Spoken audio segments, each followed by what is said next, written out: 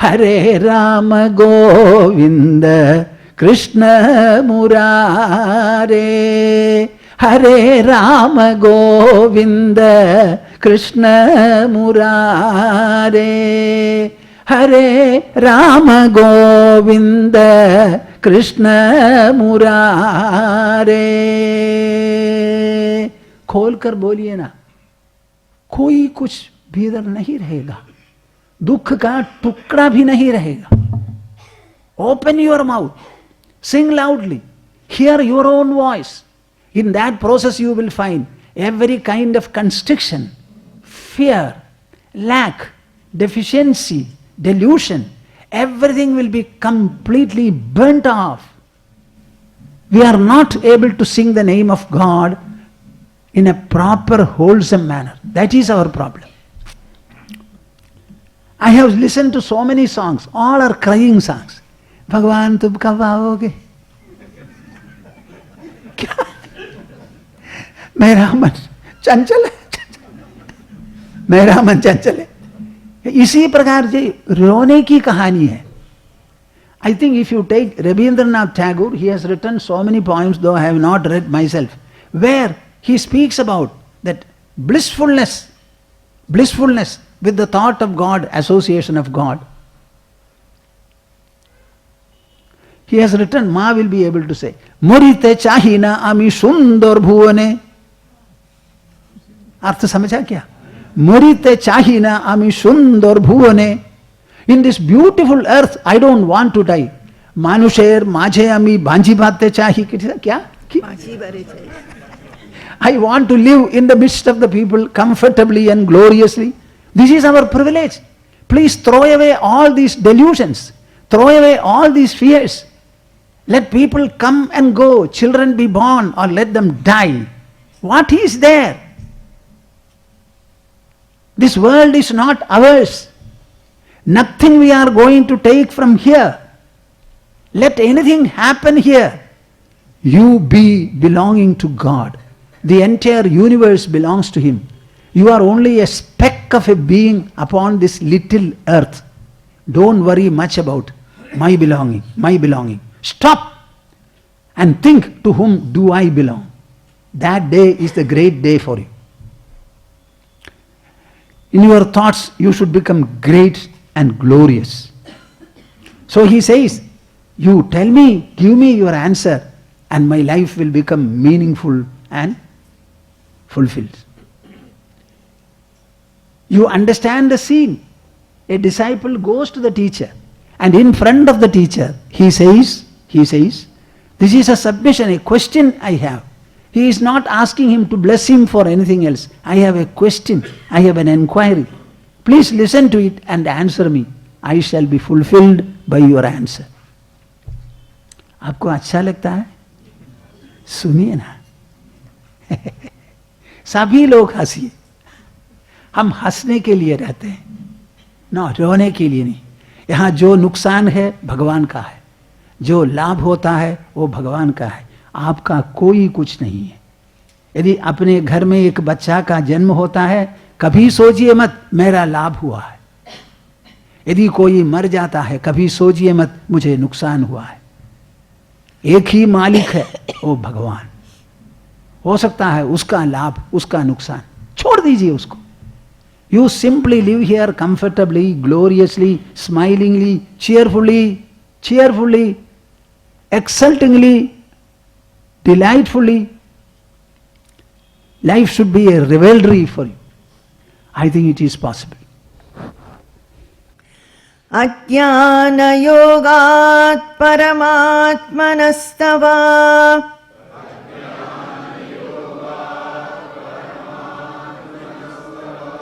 Hyanatma-bandhastata eva samsritihi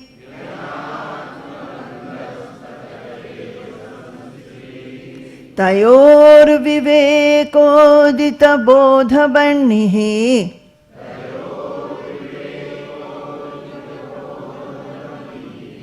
Ajnana-karyam pradahet-samulam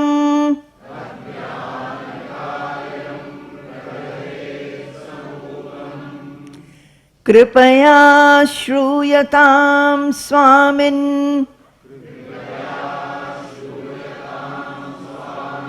प्रश्नोऽयं क्रियते मया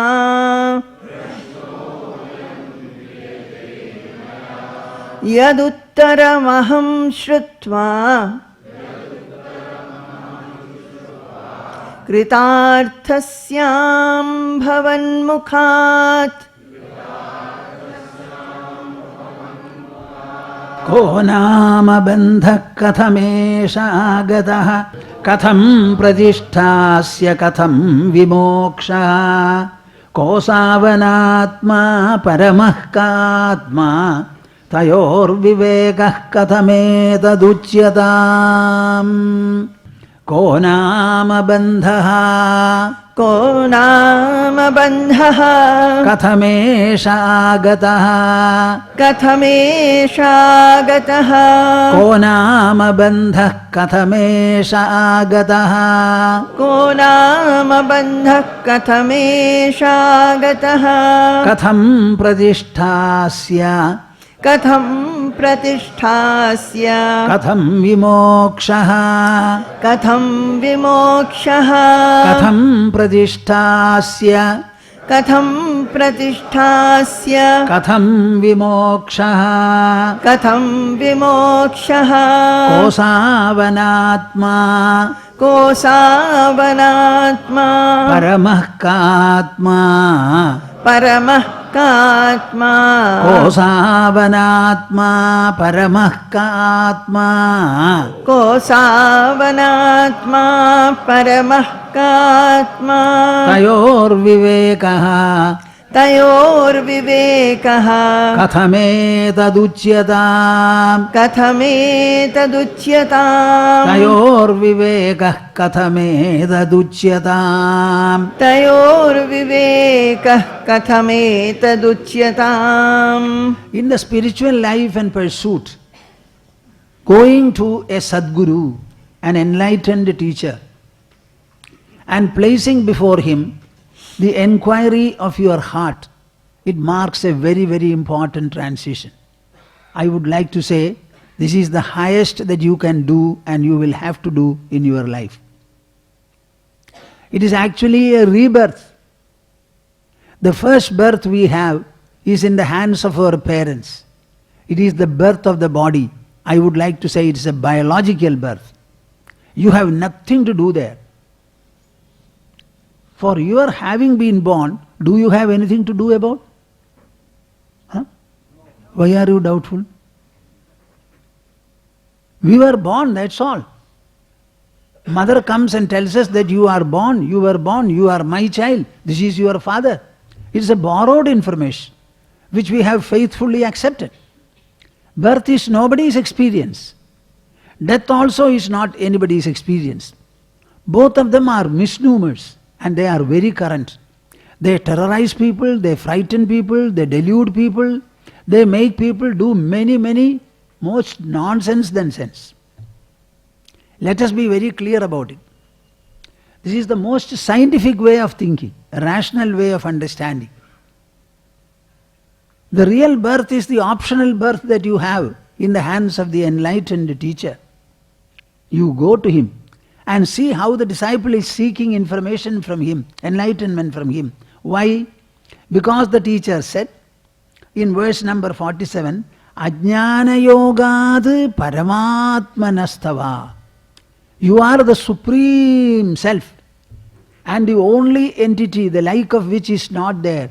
So you are the unmistakable I in you. And this I is different from the entire world. Do you agree or not? Wherever you go and whatever you see, a scientist who is going on experimenting and researching, he is researching into the ultimate particle or the first God particle. So when he researches into the God particle, you tell me, the particle is going to be an object of perception for him. Even when he sees the God particle, is he going to be the particle or the I of it? Huh? Wherever you go, whatever you see, whatever you think, whatever you understand, you always remain the I. This I has no substitute. There is no like of which anywhere in creation. Even if God were to come and stand before you, God will be an object for you to see. God will never be the subject. When He becomes the subject, you don't have to look for Him. You realize it. नहीं समझा? हमारे साथ आइए ना. अंतिम सत्य तो मैं कहलाता हूं, मेरे साथ रहिए. ये क्या बात है? हमारी बुद्धि नहीं है समझने के लिए. So he goes there and makes a submission, taking the clue from what the teacher said. You are associated with, coupled with, imbued with ajnana, ignorance and delusion. This was there right from the birth. It was there in your parents also when they were born. It was there with Brahma also if he was born. Right from the beginning we have it, so we cannot get rid of it. There is only one way, by processing yourself to a kind of an inner enquiry in the hands of your own mind and intelligence. Luckily, we are gifted with a spirit of enquiry, a spirit of understanding, for which the faculty called intelligence is there. The intelligence can think about the object, it can also think about the subject. In fact, right from the primary classes, or maybe from the 4th class, we are told, for making every sentence you must have minimum a predicate. That predication will be possible only when the subject is implied. The object may be absent or present in a sentence, but the verb cannot be missed. And if the verb is there, it is an expression of the karta, the subject. Have we not learned it? Yes or no? Yes. The subject is absolutely different from, always different from the object. And this subject, this is what you indicate by the term I. So wherever you go, my dear souls, you will remain the I. Everything else will be the non-I, the object. So he picks up and he asks, Ko nama bandhaha kathamesha agataha katham pradishthasya katham vimokshaha kosavanatma paramahkatma tayor vivekaha katham etad uchyatam.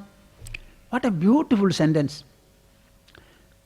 My dear souls, this is India. What? India is this sentence. India is this sloka. We are never going to be deluded by the world. Never. You know, India has never embarked upon anything like a conquest program. The only war I know that India has fought was the war outside India in Lanka. Sri Rama went there only to retrieve Sita, not for conquest. See, how to take Rama there to Lanka, it was a big problem for Brahma. Do you want to hear the story? Not all are nodding the head. See, how to take this wonderful Rama, the righteous Rama, who has always been an embodiment of sacrifice. How can you take him away from India to the country, the island called Lanka, to subdue Ravana and set right the rule? There was no opportunity at all. Rama embarked upon a 14-year forest exile. 13 years were over in Dandakaranya. He was trying to rid Dandakaranya of all the Asuric and Rakshasic elements. Then finally, when the mission was over, Rama said, I would like to camp in a quiet environment where I can do some austerity before going back to the kingdom. Are you hearing me? My dear souls, I am telling you the story of public administrators. In public administration in monarchical times, the king is the most chief executive. Actually, our prime minister is the chief executive. The chief minister is the chief executive. They don't consider themselves to be so. We are elected, so we are under no law. All the others, the bureaucrats, are under law. There is a code of conduct for them, but no code of conduct for us. They should understand they are elected by us and we are their masters. They are the first servant of ours. When people of India will start understanding this fact, the country is going to be liberated, not until then. Understand that we are the masters, and the entire legislative assembly and parliament consist of only servants of ours. We are the Yajamana. Are you conscious of it? Whenever something is wrong in your constituency, march, go in a peaceful, lawful manner to your representative and tell him, this is wrong and we would like it to be rectified. He is bound to do so. If he does not do so, you can challenge him in the court of law. Understand it very well. We are paying tax. The entire money is dabbling with tax, handling the tax. We are the taxpayer. It is extracted from us, but under no contractual obligation. Every money that is spent, taken in the form of the tax, will have to spend loyally, rightfully and accountably. When the tax money is not spent or wrongly spent, we as taxpayers can sue the government. When our people will have this taxpayer awareness, Bhumananda Swami's heart will be in peace. Not until then. I am a person who thinks for the country, who thinks for the people, who thinks about the propriety in administration. You know, everything is under law. Law has extreme sanctity. Under law, there cannot be a lawlessness here. Our constitution is under law. And all the constitutional functionaries are under law. Every bill that is passed and put in as a legislation, it should be legal and lawful. Law does not permit any unlawful action anywhere under it. When are you going to recognize this? A provision in the constitution cannot stand if it is illegal. A judgment, if it is illegal, it cannot stand. I wanted to think a little and write an article, so I said I want a legal dictionary. A dictionary was brought. I went through the definition of law. I did not find what I wanted. Because I wanted to know in the contemporary legal parlance, what should I speak about this concept. This law has got a lower level and a higher level. The higher level is called higher law. I don't know whether you have heard it. When there is a legal muddle or a legal puzzle, it is presented to the court. It has to come out with a solution. The judge cannot say, I cannot adjudicate over it. He has to come up with a decision. That decision has to be pronounced. If the normal law will not permit it, a higher law will take shape. It is through the higher law that the entire Mahabharata war was fought. Do you know why? Duryodhana somehow had the unconquerable Bhishma and Drona with him. Because they were unconquerable, they were righteous, they were moral, they were ethical, they were spiritually giants. When it so happened that Duryodhana was shielded by them, how to win the war? It became a problem. Yudhishthira and party would have been totally baffled and in a mess. That is why wonderful Krishna happened to be there.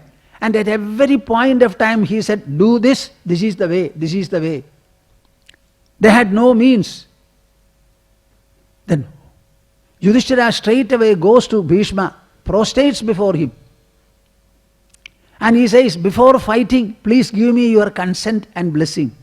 Bhishma could not deny it. I am very happy. If you had not come, I would have cursed you. Are you hearing? I don't think. You don't hear it with the heart. You only hear it above your head. See, I am telling you what is India. Not your house is India. Your industry is India. The Industrial Disputes Act, that is not India. India is far, far deeper, loftier and greater than all these legislations and procedures. Here is a fighter who has to fight against his teacher, unconquerable teacher, unconquerable and loving grandfather. So he directly goes to him, prostrates before him. All your dharma is pushed behind. This is the step he has taken. When he comes and prostrates before me, naturally I accept his prostration, or I will have to kick him out. Bhishma could not do it. He had no enmity for them. So he accepted the prostration and compliments him, then says, if you had not come, I would have cursed you. Now that you have come, I am happy. You thought by shielding Duryodhana, I have become your enemy. It is never so. You are my pet, the pupil of my eye. My heart is only for you, not for Duryodhana. Physically I will fight there. Mentally I will bless you, he said. You ask for anything except direct war. War I will do here. So he said, fight for Duryodhana, but think for my welfare. He said, yes. The second question he asked was, how to conquer you, how to subdue you. He said, the time has not come. Come at the right time, I will tell you. And when he went there on the 10th day, he says that, yes, you cannot subdue me at all. As long as I am fighting for Duryodhana, there is no way at all. You cannot win. At the same time, you should win. So I will tell you a pratigna I have. What is that? I will not face and fight a eunuch. You have luckily a Shikhandi on your side. The moment Shikhandi comes in my front, I will lay down my weapons. I will not fight. So ask Arjuna to put Shikhandi in front, and then when I see him, I will lay down my weapons. That is the time Arjuna should discharge the sharpest of arrows against me. Then I can be conquered, not otherwise. This is called higher law, my dear souls. In English parlance, it is called higher law. This is the concept I got by going into the law procedure here. Prahlada was about to be beheaded by his own father. See, the father is supposed to protect a child. When the protecting father turns to be an enemy and destroyer, tell me who will protect the child? Boliye na thoda. What God? So the law has failed there. The father who is supposed to protect the child, he takes his sword and said, I will behead you. He had already taken one step. In another step, the head would have fallen. Right at that particular point, what happened? There was a conversation between them. Whom are you relying upon to challenge me in this manner? My dear father, there is only one thing to be relied upon. One thing to be relied upon. It is Lord Hari. He is the Lord not merely for me, but for the Dikpalas, Indra, Chandra, and also you, my father. Bah! You, my father. He started getting inflamed, blazing. You challenge me, relying upon Lord Hari, and you say, I am also depending upon him. Where is your Lord Hari? He said, everywhere. If he is everywhere, is he in the pillar? He said, yes.